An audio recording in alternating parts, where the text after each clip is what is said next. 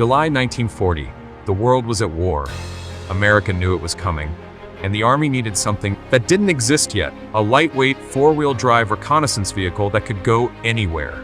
The Army sent letters to 135 automakers. The specs were brutal. 49 days to deliver a working prototype, four-wheel drive, lightweight, bulletproof. Most said no. The deadline was impossible. But two companies said yes, Willys Overland and a tiny struggling firm called American Bantam. Bantam had a problem. They had no engineers on staff.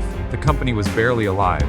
But they had one phone call to make. They called Carl Probst, a freelance designer in Detroit. He said no. Then he thought about it and started working anyway, without pay. He worked for 2 days straight. No sleep, no salary. In 48 hours, he drafted the complete plans for what would become the Jeep. July 22nd, 1940.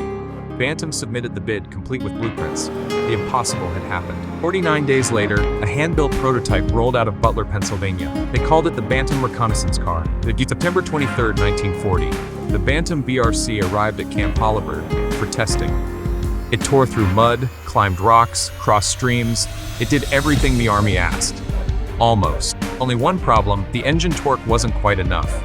The Army needed more power, and Bantam was too small to fix it. The Army loved the design, but Bantam was too small for mass production, so they did the unthinkable. They gave the Bantam plans to Willys and Ford. Willys' chief engineer Barney Roos studied the Bantam design and made it better. He added the powerful Go Devil engine, 60 horsepower, unstoppable. Most importantly, a flat pressed metal grille, simple, strong, 7 slots that would become the face of freedom.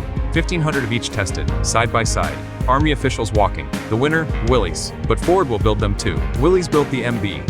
Ford built the GPW. Together, they built 640,000 Jeeps for the war effort. Jeeps went everywhere. They carried generals, laid cable, ran on train tracks, served as ambulances. War correspondent Ernie Pyle called the Jeep, along with the Coleman stove, the two most important pieces of non-combat equipment ever developed. General Eisenhower said, "We couldn't have won without it." A Willys test driver drove one up the Capitol steps. When asked what it was, he said, "It's a Jeep." The name came from somewhere, maybe military slang GP slurred together.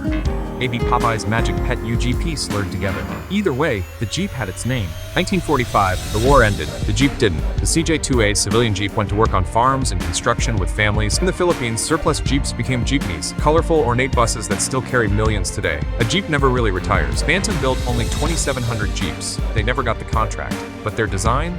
That design won a war. The 7-slot grille outlived them all. Ford's simple design became the eternal face of the Jeep. Today, the Jeep is the only vehicle in the world that can trace its DNA directly to 1941. The same soul, the same freedom. Jeep, since 1941.